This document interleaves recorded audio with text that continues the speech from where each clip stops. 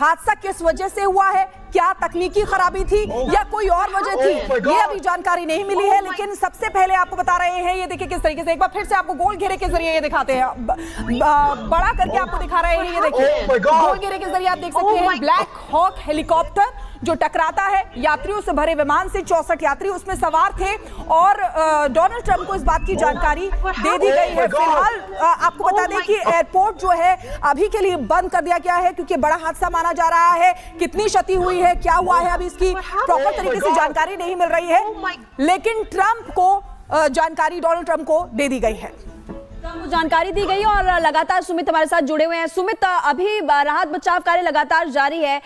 फिलहाल ये नहीं पता चल पाया जो इस विमान में सवार थे लोग उनको चोट आई है या वो सुरक्षित बच चुके हैं, क्योंकि ये भी खबर मिल रही है कि जो विमान था पहले टक्कर होती है और पास में जो नदी है वहां पर जाकर ही क्रैश हो गया।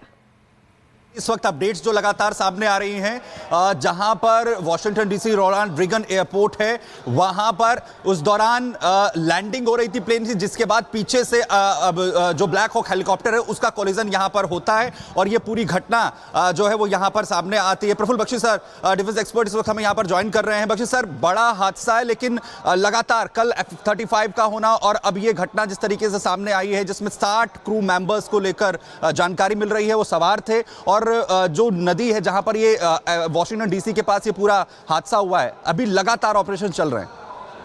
हाँ, बिल्कुल चल रहे हैं और ये बड़ा दुखद घटना है। देखिए, रात का समय था, हेलीकॉप्टर, ब्लैक हॉक हेलीकॉप्टर जिसमें कि पायलट थे और ये जो 60 प्लस जो कैनेडियन बम्बार्डियर का जो एयरक्राफ्ट था, ये जो इनका क्रैश हुआ है।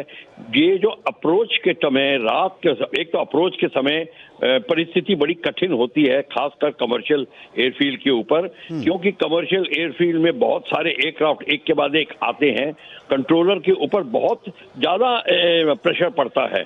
तो और दिन के टाइम तो उसको अप्रोच में दिखाई पड़ सकता है, वो देख सकता है आसमान को। रात के समय वो सिर्फ अपने रडार इक्विपमेंट के ऊपर डिपेंड करता है और जब ऊपर जहाज आता है तो उसकी लाइटें दिखाई देती हैं अप्रोच पर वो उन पर डिपेंड नहीं करते विजिबिलिटी के कारण। तो इस समय पायलट को क्या सूचना दी गई, हेलीकॉप्टर पायलट को क्या बताया गया कि तुम किस हाइट पे आओ, क्योंकि वो क्रॉस कर रहा था तो उसने जरूर एक फ्लाइट कंट्रोल को बताया होगा कि मैं आपका एयरफील्ड क्रॉस कर रहा हूं। ये हो नहीं सकता कि वो भी लैंड कर रहा है, वो ऐसे अप्रोच नहीं अप्रोच करता जिस तरीके से कि कमर्शियल एयरक्राफ्ट करते हैं। उनको तो कहीं भी आप नॉर्मल अप्रोच कराया जा सकता है, वो वर्टिकल लैंडिंग कर सकता है अगर कोई स्थिति ऐसी होती है।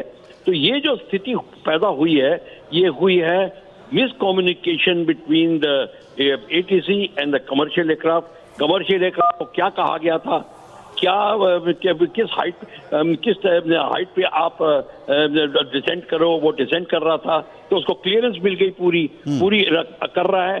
अब बीच में हेलीकॉप्टर किस तरीके से आया, हेलीकॉप्टर को क्या बोला गया, क्या या हेलीकॉप्टर बिना बताए आ गया, ये या हेलीकॉप्टर का आरटी फेलियर था कि वो कम्युनिकेट नहीं कर पा रहा था। ये सारी की सारी चीजें अब ब्लैक बॉक्स की इंक्वायरी में और कॉकपिट वॉइस रिकॉर्डर की इंक्वायरी में ये आएंगी। ऐसे नहीं कंजेक्चर और तुक्के में हमको नहीं कोई बात करनी चाहिए कि यही हुआ है।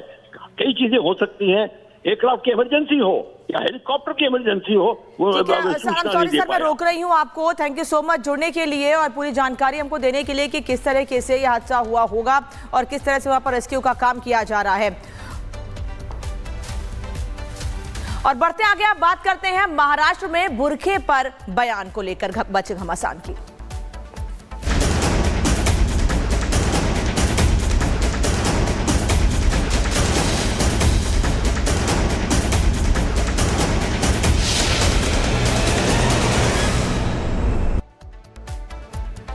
महाराष्ट्र से बड़ी खबर आपको बता दें, दरअसल महाराष्ट्र में बोर्ड परीक्षा के दौरान बुरखे पर बैन की मांग की गई है और ये मांग किसी और ने नहीं बल्कि नितेश राणा ने की है।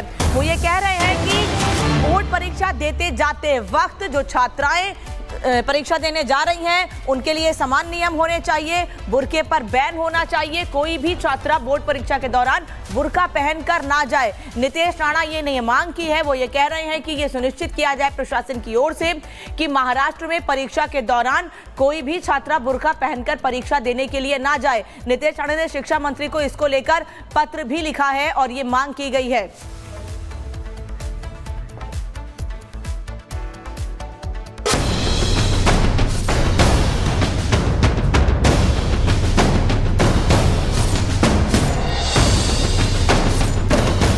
देश में यूनिफॉर्म सिविल कोड यानी यूसीसी को लेकर लंबे समय से बहस जारी है, जिसका समर्थन और विरोध करने वालों की अपनी अपनी दलीलें हैं। वहीं देवभूमि उत्तराखंड में यूसीसी लागू होते ही फिर एक बार समान नागरिक संहिता के मुद्दे पर हलचल तेज हो गई है। इसी बीच महाराष्ट्र में बुर्के पर सियासत गरमाने लगी है, जहां बोर्ड की परीक्षाओं में बुर्के पर प्रतिबंध लगाने की मांग हो रही है, जिस पर नई बहस छिड़ गई है। महाराष्ट्र में बुर्के पर सियासी तकरार, समानता की बात, नई बहस की शुरुआत।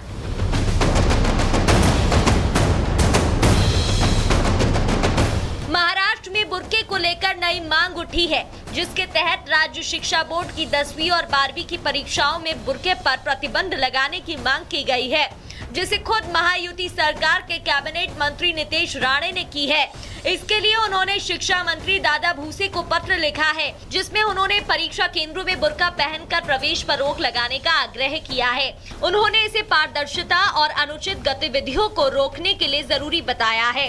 उनके मुताबिक परीक्षा केंद्र में बुर्का पहनने से नकल और सुरक्षा संबंधी चिंताएं पैदा हो सकती है। साथ ही नितेश राणे ने महिला पुलिस कर्मियों या शिक्षकों को निरीक्षण के लिए नियुक्ति करने के भी सुझाव दिए। महाराष्ट्र में 11 फरवरी से 12वीं और 21 फरवरी से 10वीं की परीक्षाओं में बुर्के पर रोक लगाने की मांग पर नितेश राणे का कहना है कि यह सरकार तुष्टीकरण की राजनीति बर्दाश्त नहीं करेगी, जहां सभी छात्रों पर समान रूप से नियम लागू होने चाहिए। क्योंकि हमारी सरकार जो हिंदुत्ववादी विचार की सरकार है, हम कोई भी तुष्टीकरण की राजनीति सहन करेंगे नहीं और करने देंगे भी नहीं। जो रूल अन्य हिंदू धर्म के हमारे छात्रों को लगता है, वही नियम या रूल ये मुस्लिम धर्मों के भी छात्रों को लगना चाहिए। जिसको भी हिजाब पहनना है, बुर्का पहनना है, वो अपने अपने घर पे या अपने अपने जहाँ पे उसको परमिशन है वहीं पहने। जिधर एग्जाम देने का वक्त आया, जब छात्र बन के वहाँ आए और अन्य छात्रों जैसे बैठ के अपनी परीक्षा या अपनी एग्जाम दे दे। इनको कुछ बुर्का पहन के अगर इनको परीक्षा देनी ही है तो चले जाए पाकिस्तान और बांग्लादेश में, हमको कोई प्रॉब्लम नहीं। नितेश राणे ने दावा किया कि इससे नकल की घटनाएं हो चुकी है, इसी के चलते उन्होंने ये मांग की है। हिजाब या बुर्का डालने के बहुत सारे धोखे इसके पहले भी नजर के सामने आए हैं, जहां लॉ एंड ऑर्डर का भी विषय सामने आया है। उसके साथ कॉपी के भी बहुत सारे इंसिडेंसेस आए हैं, जहां बुर्का पहन के लोगों ने कॉपी किया है। तो ये सारी की सारी चीजें हमारे महाराष्ट्र में होनी नहीं चाहिए। इसलिए मैंने कंसर्न मिनिस्टर को पत्र लिख के उनको कहा है कि कोई भी इस तरीके का अगर डिसीजन हो तो रद्द कर दे। बुर्के पर नितेश राणे की इस मांग पर सियासत भी होने लगी है, जिस पर विपक्ष ने जवाब दिया है। बुर्का ऐसा है कि वहाँ बुर्का जो पहन के जो लड़की जाती है वही जाती है, दूसरी वे जाने का सवाल ही नहीं। उसका मुंह देख सकते हैं, कोई अगर शक आई तो मुंह देख सकते हैं। इसलिए बुर्का हटाने की ज़रूरत है ऐसा नहीं। कुछ